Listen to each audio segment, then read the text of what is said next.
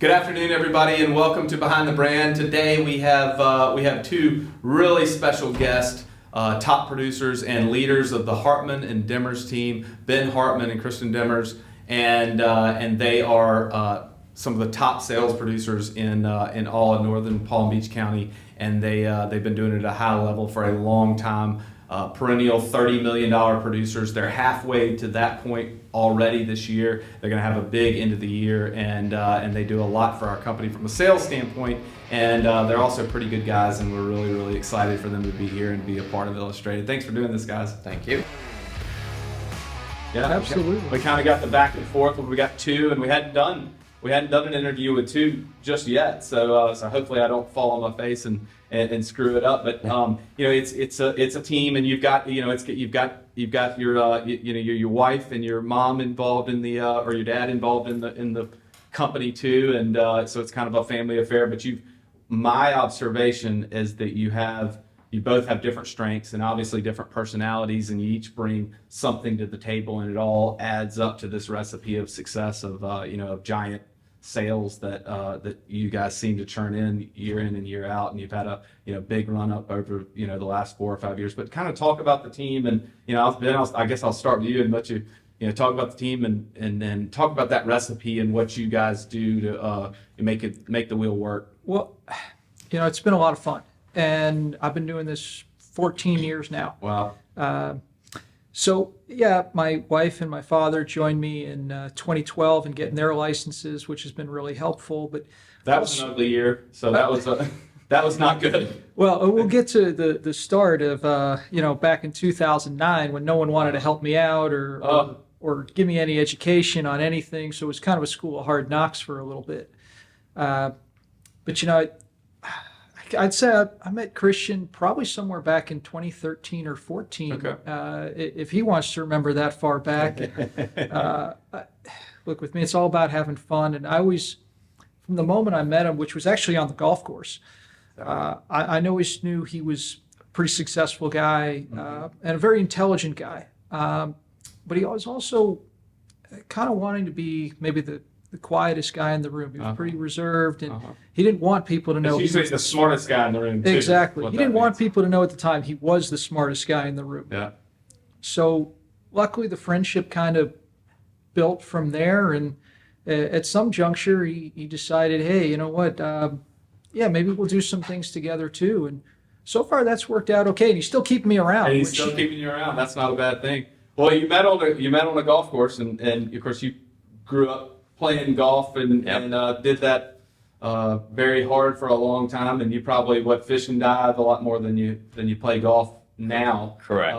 But how did what did you see as the partnership that it could be back then? With Ben, it was easy. The core values that I have in real estate, he has, which is honesty. Yeah. It's kind of hard to find, and his demeanor with clients is what I appreciate. And I thought I always like to pick partnerships with people that have opposite skills that I do.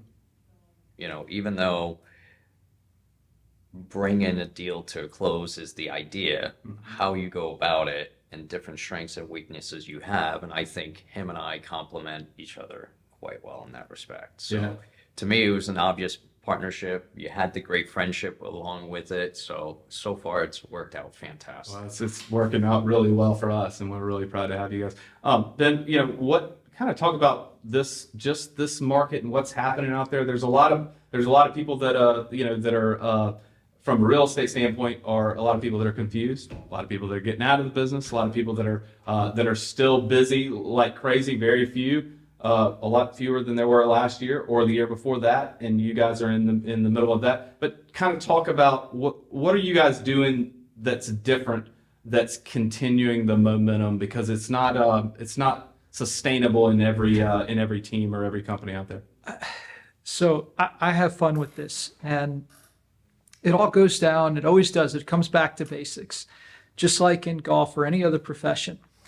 And another quick background. So I'll tell you, my grandmother was a real estate agent down in the Florida Keys. No kidding. And, she worked hard, did well. This is back when there were MLS books, all right? This is before you could see something on Redfin or Zillow or anything like that. And answer the phone. Yeah.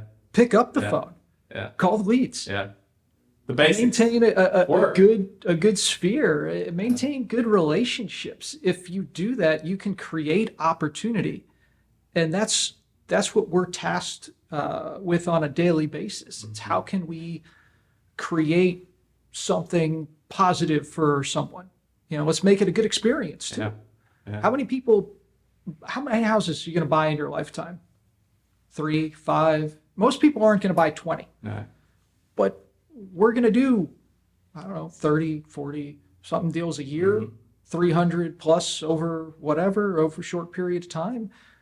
You got to make it fun for the guys who are only doing a couple of purchases or sales in their lifetime. And if you do that and do right by people, awesome. What's the saying? Either and that's why we're in this business. It's either a win-win or it's no deal. We have to have a win-win where everybody walks away happy. I guess that's kind of the core values that you were alluding to. That, correct. That he brings to the table that you obviously have believed in a long time. Yes. That's why you guys work well together. Absolutely. Yeah. So what's happening in the market?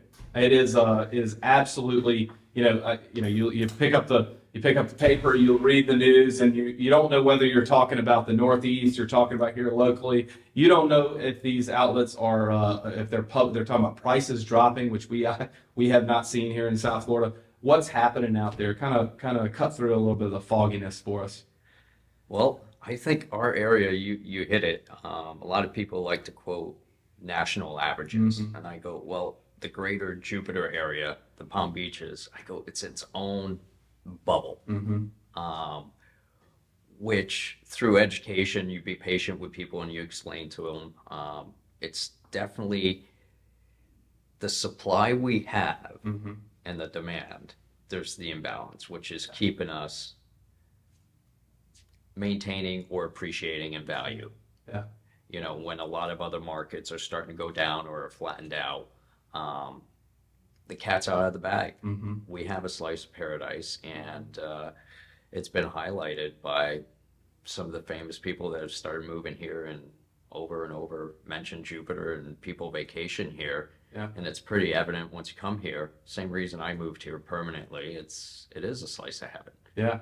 For a boater and a golfer, especially. Well, our number one funding area is obviously New York, but California is not too far behind. And our owner, Mike Pappas, he always says that CALIF, California, stands for Come and Live in Florida, which is something that that we're obviously seeing all the time. Ben, what are you kind of feeling and seeing from a market standpoint out there, Yeah, pricing and units? This is one of the reasons I love working with him so much. He's got such great perceptions on things, and that's one of the reasons we communicate on a daily basis. And again, he's still putting up with me, which is a good thing. I think we passed a really good litmus test over the last year. I mean, we all know that interest rates went up. We all know that insurance has been a challenge, and despite that, look, our prices are not reflecting any significant downturn of any kind. It's a run towards quality. People who are making moves now they're making moves because they want to have the experience. They want to have something that, hey, we've been waiting for this. We're excited for it. Awesome. Let's make it happen. And if you can bridge the deltas and make the deals work, it functions. We have a functioning market. Yeah. Do you feel like, you kind of, I think what you're talking about is kind of like, why not now? Why not have that bigger house? Wasn't that isn't that a symptom of what came out of COVID?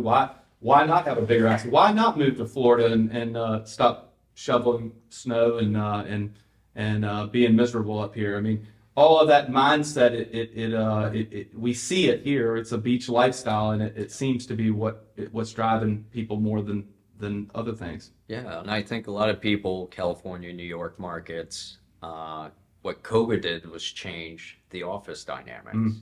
People were working from home, their cell phones. And like a lot of my friends and some of our clients, why be in Boston? Why be in New York? If I could be in Florida, have a little bit more freedom and work, Play 9 in the afternoon before it gets, Instead of shoveling driveways and sidewalks. That's right. That's made it much more appealing that the office location is not as important anymore. Employers are letting people work from home, so that's made us a whole lot more attractive to a lot of people. We really see that, in downtown West Palm when you've got the financial world.